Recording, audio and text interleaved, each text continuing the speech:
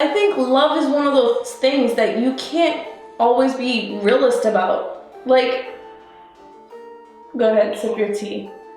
It's true. So how do you do an intro? Man. What's up? This is Remy. Welcome to Big Head Entertainment Television. Your one and truly host, Remy, aka Remy Fit, aka Real Remy Fit on Instagram. And today we're gonna be talking about dating pre-social media versus post-social media and how things were back then. Getting girls versus getting guys. Right? Then and now. Then and now. So we've been around for a while. By we, I mean you and I. We knew a time before Instagram. Yeah, I've been all over the world, everywhere, name it. Well, you came from... I've been to China. I was born in South America. I didn't know that. I'm just funny. What the fuck? Oh, what the F? No swearing on my channel. What the heck? Okay.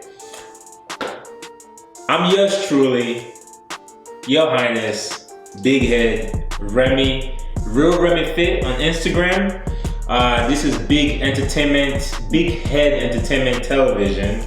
And I have a special guest today by the name of Legally Brown. You introduce yourself, please. Legally Brown XOXO. My name is Needy. You can find me on Insta.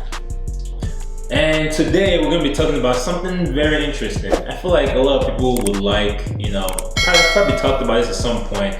So we're going to be talking about getting guys versus getting girls then and now.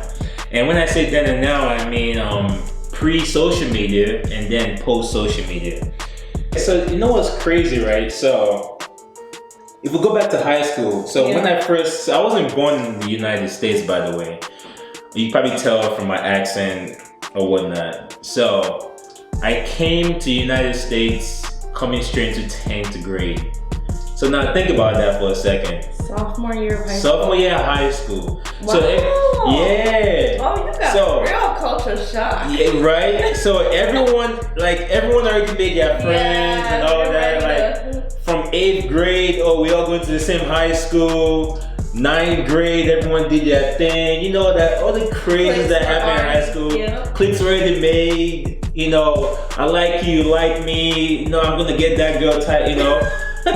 All that was already established before I even came in, right? Wow, I did not know that. Exactly, and my high school was still is very diverse. When I mean diverse, like blacks, whites, Asians, Spanish, Hispanic, all cultures in the town I grew up in. Mm-hmm. So me coming in during sophomore year, granted, I started beginning of sophomore, it was a huge culture shock because. So did you have a girl back home before you came here?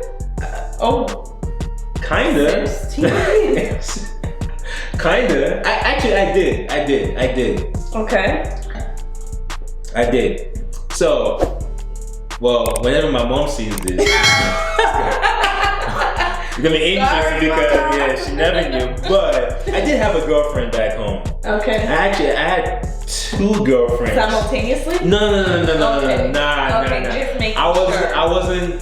I'm a gentleman. Fast forward back to me coming to this country, it was a crazy culture shock. First day of school, I'm trying to make friends. There's a lot of pretty girls in my high school. I'm like, Cat was breaking his neck. Oh my God. I was like, damn. American women. Yeah, maybe, I guess, I don't know. But diversity. I was like, oh, who's that? I was like, oh, she's cute. I was like, damn. It was like, when you're a kid and you go to the candy store and you don't know what candy to pick. And I don't even know what kind of candy I was. Sorry. there's all this flavor. You have so much variety. That's true.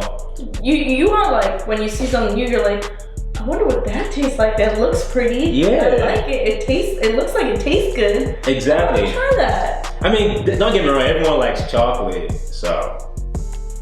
I agree. But besides the point, it was different.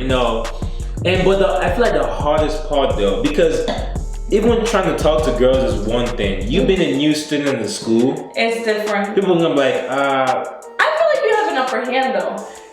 It didn't feel like that. It felt because I didn't have friends, so when no one knows you, That's true. the girls, they're like, who is that? yeah, we who don't is know that? nothing about him. Yeah. Exactly. But what was your experience? I mean, you were born here, so I don't know how. Okay. Give us a little sauce, a little juice. I'm sorry, but if I talk about my experience finding or getting with guys during that time, so I would say I was a late bloomer. Like I didn't have my first boyfriend until I was in like 8th grade. Okay. And I actually had a crush on this guy, and we won't name names on the show. So I was friends with him. I was friends with everyone. I was very social. I was very like open, very like everybody called me like a social butterfly. And no sir. You know what I mean. I was very open and very like sociable. And I was trying to talk to him, and I finally got his number, and we were talking, and I kid you not, one night we call each other, we're talking, and all of a sudden he puts another person who's also a friend of ours on the phone, and we're having a three-way call. Oh, I forgot about three-ways. Yes. Yo, yes. No one makes three-way calls anymore. So this is where then and now. Everything's all Instagram, Snapchat, exactly. like, dislike. Back then, well, here's the difference between then and now. Now, it's like you can do everything simultaneously and you can have multiple. But back then, you could get cornered into a situation. So that's what happened to me. That's crazy. I remember this one girl. I tried like my first. Like I had my eyes set on this one girl, and a couple of my friends who are gonna eventually watch this are gonna know exactly what I'm talking about. Those I went to high school with, and I remember one day I was like, "How am I gonna talk to this girl?" Like, you know, you want to talk to a girl, but you don't want to be awkward. You want to be smooth. Yeah, that's good. You want to be smooth, right? You want to be like a kind of like a smooth criminal, so to speak. So I remember. I made it so awkward. So it was the last period, right? I think it was 12 periods in a day or something like that. Yeah, 12. So after the 12th period, school is about to get out.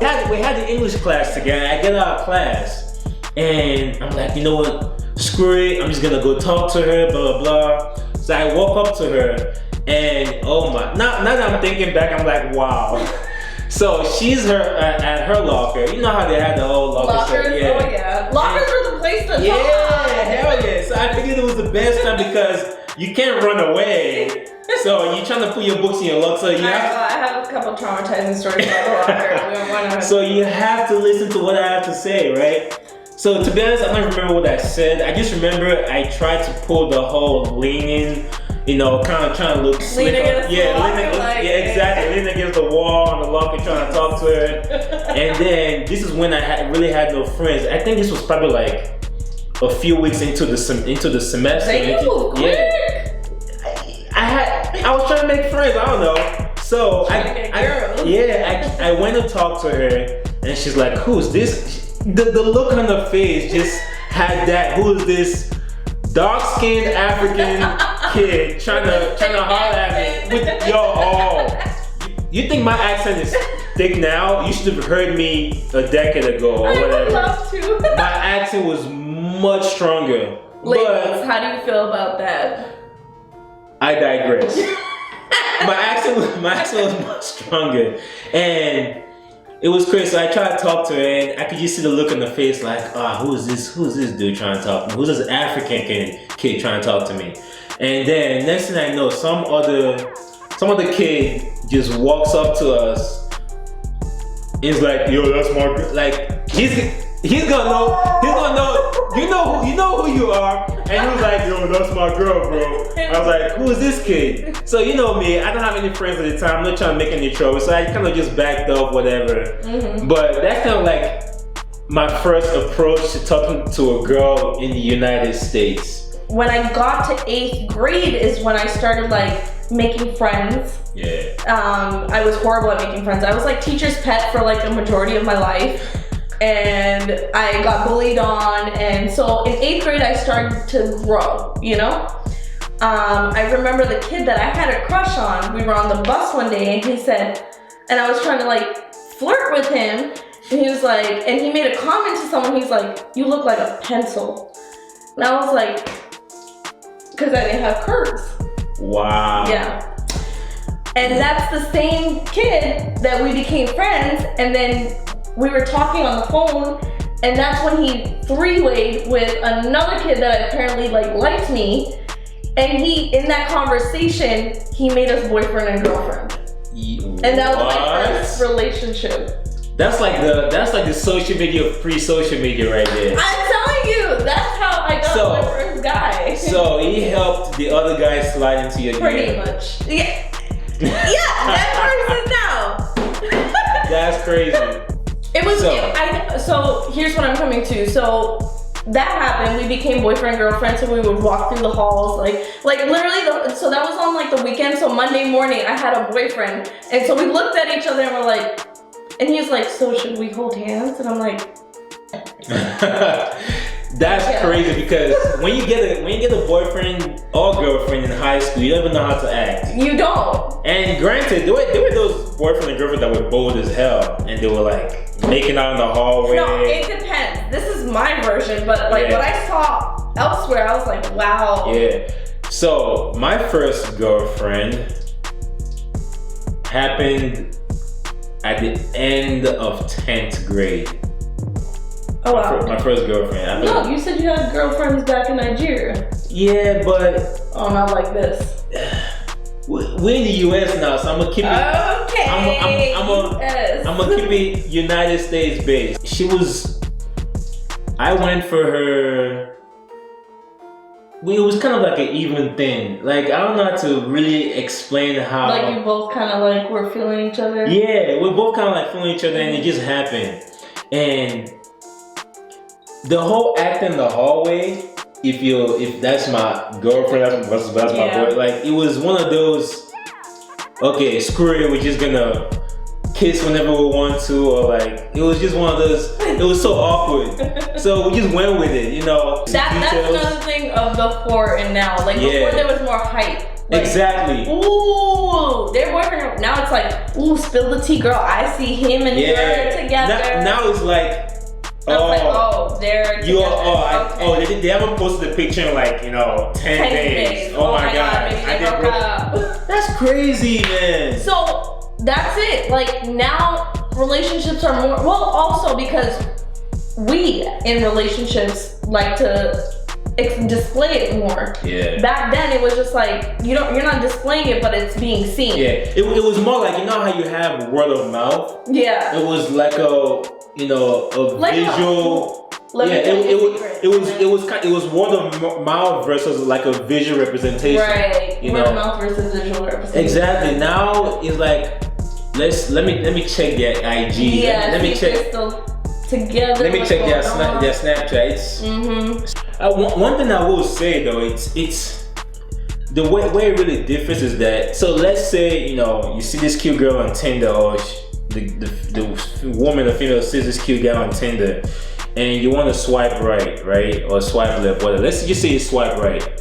It's different because you don't know who that person is. You're just looking at the bio, and you're basing them off their bio, of their looks, how they dress. And also, you don't know if it's authentic. That too. There's a lot of like I've seen those videos of like where you look. It's like you look nothing like exactly. And I never understand the whole when the relationship online thing.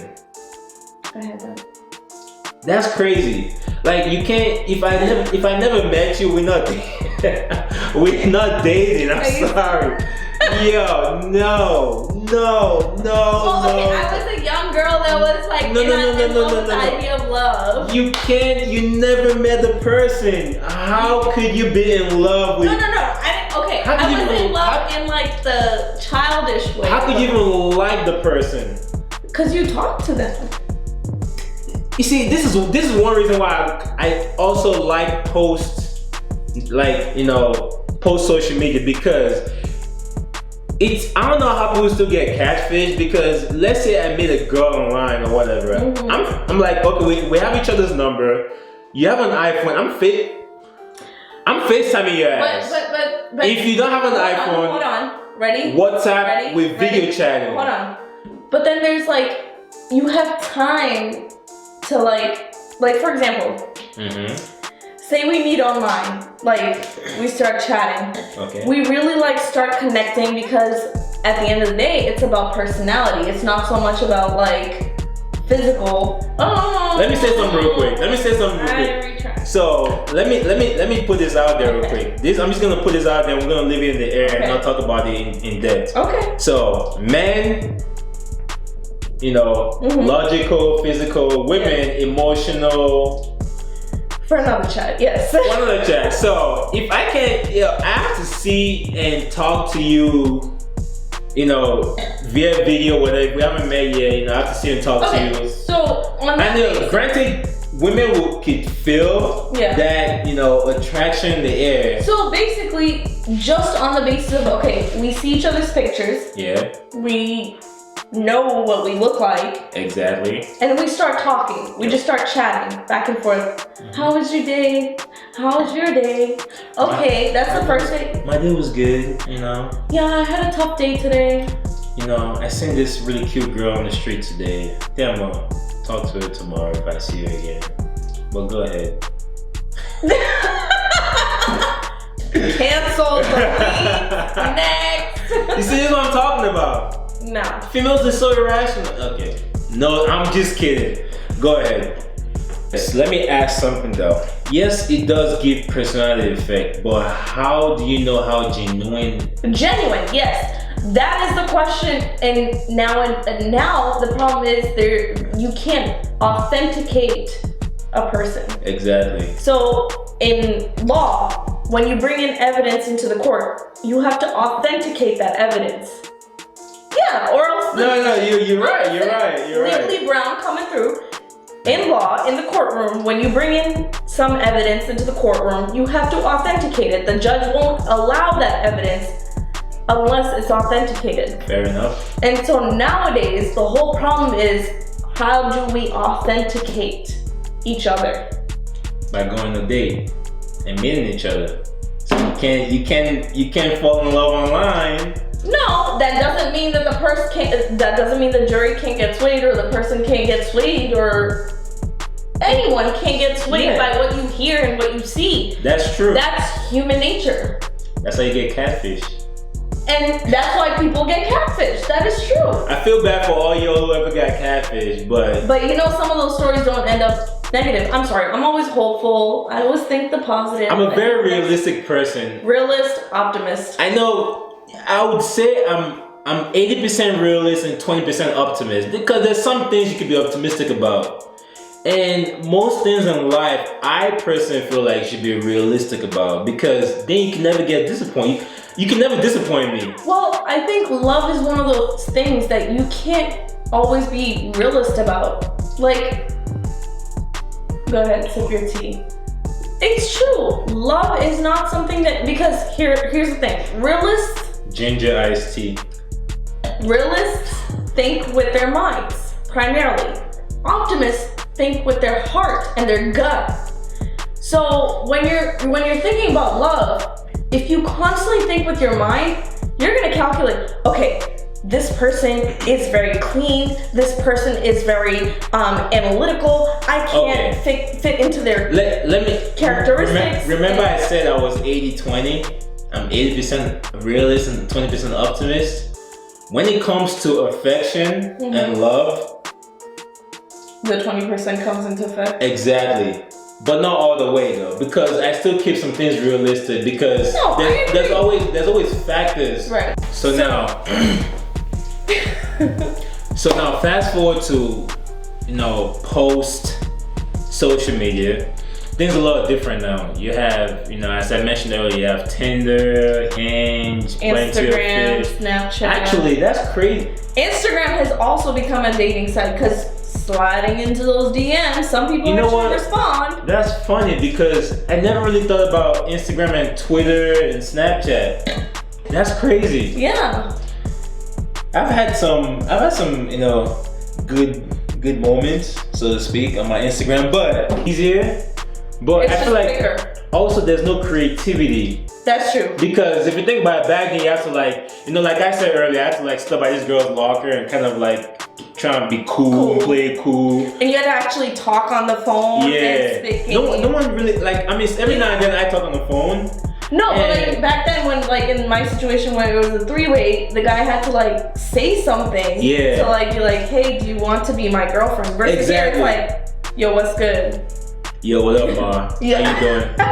Yo, You look cute. I'm feeling you looking good in that picture, girl. You know, stuff like that. And back then it was like you had to see each other to really Yeah. feel them out. Now it's like you got a whole bunch of pictures to look through, a whole bunch Yep. of captions You have to time to read. think. You got That's crazy. Yep. How you feel? So, you social see- media just is a way of promotion, not a way of devotion. It depends on what social media, like Instagram can be informative, Facebook as well. But Tinder, everybody knows it's all about sex. Like at the end of the day, you're meeting somebody. You can meet somebody and become more than that, but more times than not, it's about getting in there. I think I- Remy has. Why do you say I think Remy has some? I did meet someone off Tinder. I dated a girl off Tinder. But I don't think I'll ever do it again though. So back to post social media.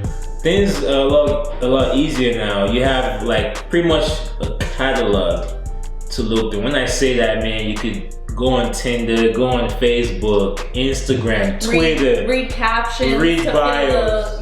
and then see pictures Exactly. and experiences.